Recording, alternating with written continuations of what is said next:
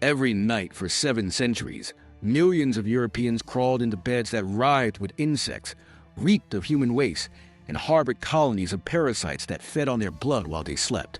The mattresses beneath their bodies were stuffed with rotting straw that had fermented into a putrid mass of decay, while armies of bedbugs, fleas, and lice made their homes in the very fabric that was supposed to provide comfort and rest. This wasn't the result of poverty or neglect. This was simply how people lived. From peasant hovels to royal palaces, medieval beds were ecosystems of filth that would horrify anyone today. The aristocracy slept on the same infested materials as commoners, and even the wealthiest nobles accepted that their beds would crawl with life that wasn't human. What we're about to explore isn't just about dirty bedding. It's about how an entire civilization accepted living conditions that we would consider uninhabitable, and how the most intimate space in their homes became a breeding ground for disease, decay, and suffering. Medieval people didn't simply tolerate these conditions. They had no choice. The materials, methods, and understanding available to them created a perfect storm of unsanitary sleeping arrangements that defined centuries of human existence. Every aspect of their bedding, from the mattress filling to the coverings, contributed to an environment where rot and insects thrived. The foundation of every medieval bed was built on decomposition. Mattresses were stuffed primarily with straw, hay, or rushes, organic materials that began rotting the moment they absorbed moisture from human bodies. Unlike modern synthetic materials that resist decay, these natural fibers created perfect breeding grounds for bacteria and fungi. The straw would compress under body weight, trapping sweat, urine, and other bodily fluids in dense, airless pockets where anaerobic bacteria flourished. Historical records from medieval households show that mattress straw was typically changed only once or twice per year, if at all. During the intervening months, the organic matter would undergo various stages of decomposition. The initial fresh straw would gradually darken and develop a sour, musty odor as bacteria broke down the cellulose fibers. As months passed, the decomposition would accelerate, creating a blackened, slimy mass that generated heat through the fermentation process. The wealthy might afford to stuff their mattresses with feathers, but even these supposedly superior materials created their own problems. Feathers retain moisture and warmth, creating ideal conditions for mold growth. Medieval feathers weren't cleaned and processed like modern ones. They often contained traces of flesh, blood, and other organic matter that accelerated decomposition. The combination of body heat, moisture, and organic matter created what was essentially a compost pile that people slept on every night. The bedbug invasion, medieval Europe's blood-sucking epidemic. Bedbugs weren't merely present in medieval beds, they dominated them. Archaeological evidence from medieval sites across Europe reveals bedbug remains in concentrations that suggest massive infestations. These parasites had evolved specifically to exploit human sleeping areas, and the construction and materials of medieval beds provided perfect habitats for their colonies to explode in population. Medieval bedbugs were larger and more aggressive than their modern counterparts. Historical accounts describe them as being easily visible to the naked eye, with some reaching the size of small coins. They would emerge from cracks in wooden bed frames, from the seams of mattresses, and from gaps in wall hangings in numbers that medieval writers described as clouds or armies. The insects would cover sleeping bodies so completely that people would wake with their skin blackened by the creatures. The feeding behavior of medieval bugs was particularly disturbing. Unlike modern bedbugs that typically feed once per week, medieval specimens were documented as feeding nightly due to the abundant food source and optimal conditions. They would pierce human skin with their needle-like proboscis and inject anticoagulants to keep blood flowing. A single bedbug could consume up to 5 times its body weight in blood during one feeding session. The bites themselves created cascading health problems. Medieval people's skin would be covered in hundreds of bite marks that became infected due to poor hygiene and the constant presence of other parasites. The scratching caused by bedbug bites would create open wounds that became entry points for bacteria from the filthy bedding environment. Many medieval medical texts describe chronic skin conditions that were clearly the result of sustained bedbug infestations. Yet bedbugs were merely one component of the parasitic ecosystem that thrived in medieval sleeping spaces. Medieval beds served as the primary breeding ground for 3 distinct species of lice that had co-evolved with humans: head lice, body lice, and pubic lice. These parasites didn't just visit beds, they established permanent colonies in the bedding materials, creating generation after generation of blood-feeding insects that would attack sleepers throughout the night. Body lice were particularly problematic because they lived primarily in clothing and bedding rather than directly on human bodies. The lice would lay their eggs in the seams of fabric and in the fibers of mattress stuffing, creating reproductive cycles that ensured constant infestation. The life cycle of medieval lice was accelerated by the warm, humid environment of occupied beds. Female lice could lay up to 10 eggs per day, and these eggs would hatch within 7 to 10 days in optimal conditions. A single pair of lice could theoretically produce over 10,000 descendants within 2 months. Medieval beds provided exactly the conditions needed for this exponential reproduction. Constant warmth from human bodies, abundant food sources, and protected environments for egg laying. Historical medical texts describe lice infestation so severe that the insects would fall from people's hair and clothing like snow. The constant feeding of thousands of lice would cause anemia in their human hosts, while the scratching and biting would create infected wounds across the scalp and body. Medieval people accepted this torment as normal, referring to lice as pearls of God in some religious contexts, believing that suffering from parasites was part of divine will. But the visible parasites were not the only creatures making their homes in medieval bedding. Medieval beds were launching platforms for fleas that carried the deadliest diseases in human history. These small, wingless insects could jump distances of up to 200 times their body length, allowing them to easily travel between bedding, clothing, and human hosts. The organic materials in medieval mattresses provided ideal breeding grounds for flea larvae, which fed on the organic debris that accumulated in bedding over months and years. The flea life cycle in medieval beds was a continuous horror show of reproduction and feeding.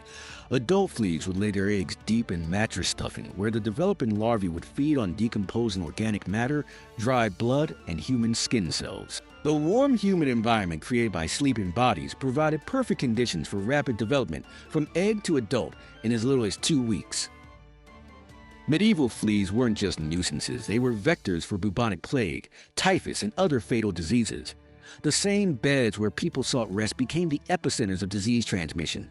Fleas would feed on infected individuals and then spread those pathogens to other family members sharing the same bedding. The close quarters of medieval sleeping arrangements meant that a single infected flea could potentially spread disease to an entire household within days.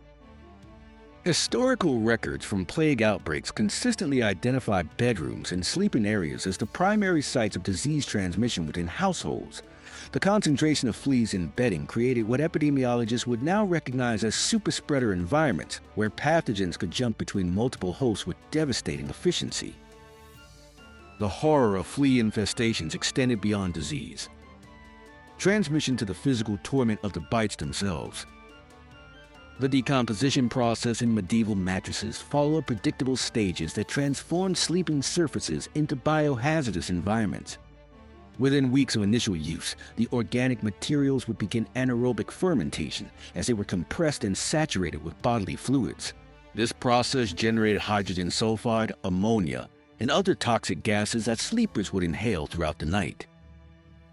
The initial stage of decay would produce a sour, vinegar-like smell as bacteria broke down cellulose and other plant materials.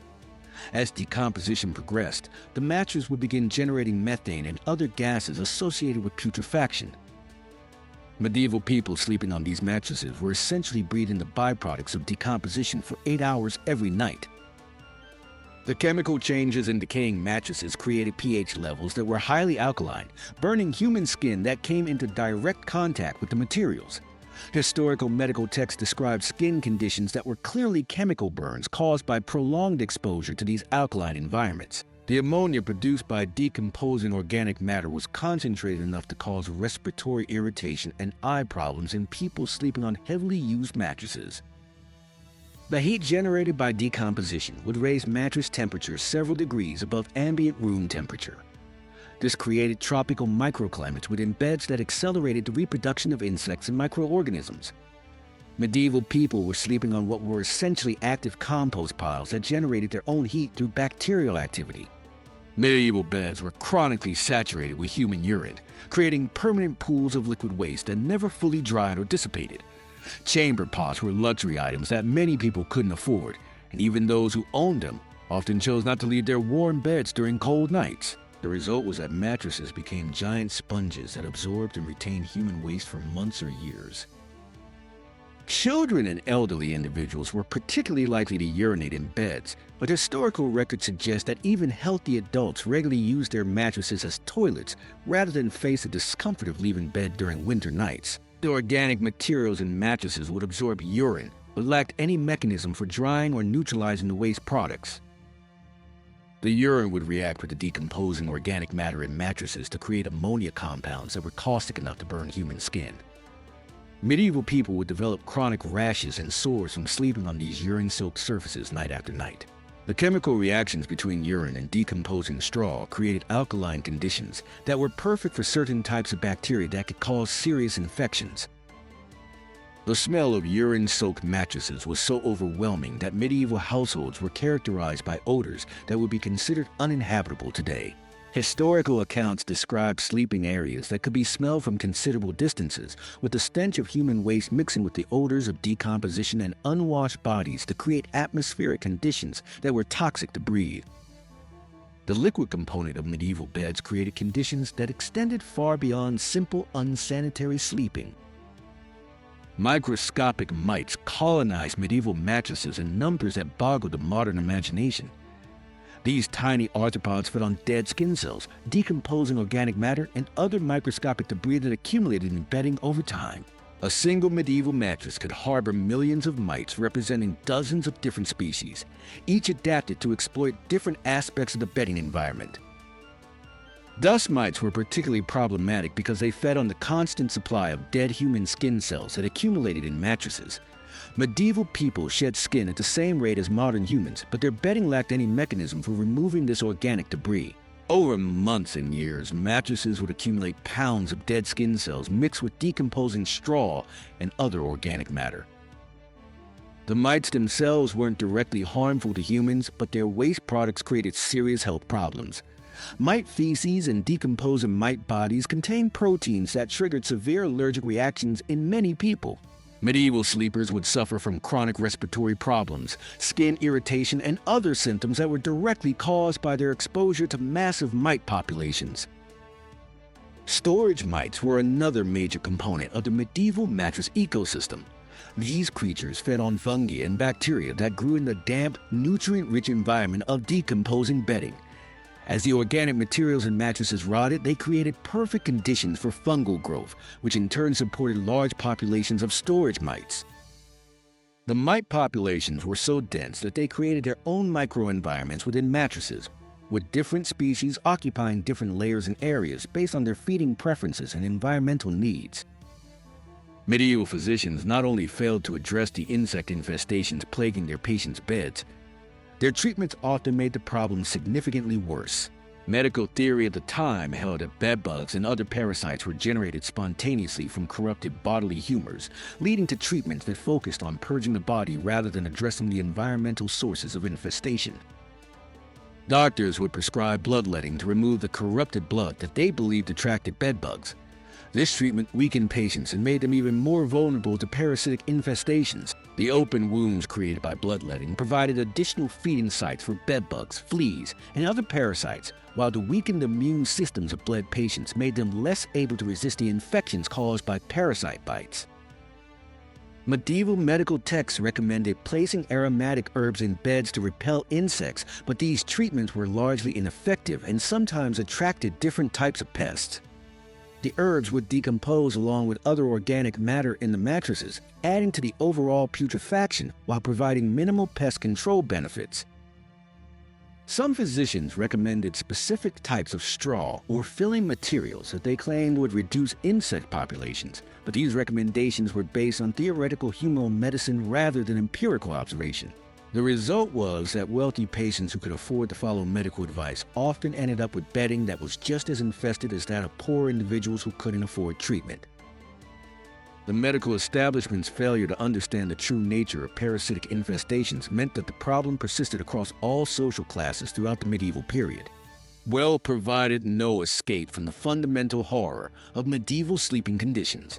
While aristocrats could afford more elaborate bed frames and decorative fabrics, the basic materials and construction methods were the same across all social classes. Royal beds were stuffed with the same organic materials that would rot and ferment, and noble households dealt with the same parasitic infestations that plagued peasant families.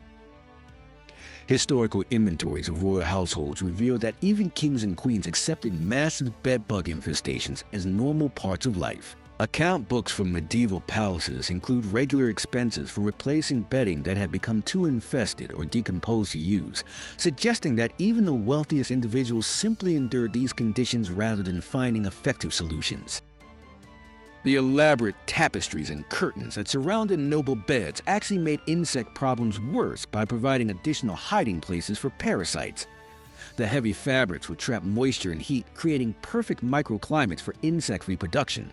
The decorative elements that were supposed to demonstrate wealth and status became breeding grounds for the same parasites that tormented the poorest members of society.